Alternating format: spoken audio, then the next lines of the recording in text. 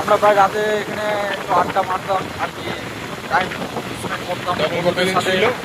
অনেক পুরনো বন্ধু আছে যাদের সাথে কিছু দূরে আছে, তারা এখন হয়তো রাজকোটে কিছু কিছু বন্ধু আছে, কিছু বন্ধু অন্য সিটিতে মানে চলে গেছে, তারা ওখানে সেটেলড হয়ে গেছে। আবার আমরা তো রাজকোটেই পড়ে আছি। তো আমাদের সেই পুরনো পুরনো স্মৃতি যেখানে জুড়ে আছে সেখানে আমরা চা খেতে এসেছি। তোমাদের সাথে জায়গাটা আমি শেয়ার করব। তো অবশ্যই তোমরা একটু লাইক করবে, সাপোর্ট করবে। এই চলে এসছি। এই যে আমরা চলে এলাম এয়ারপোর্ট। এই যে এখানে এই আপনার চা খাই, খুব দেখতে পাচ্ছেন সারা রাত চালু এই চায়ের দোকানটা। আর এখানে খুবই ভিড় থাকে, এরকমই ভিড় থাকে। আর এই সাইড হচ্ছে আমাদের থানা, মানে এই যে হচ্ছে পুলিশ স্টেশন, ঠিক আছে। এই যে আমরা চলে পৌঁছে গেলাম আমাদের এয়ারপোর্ট চায়ের দোকান।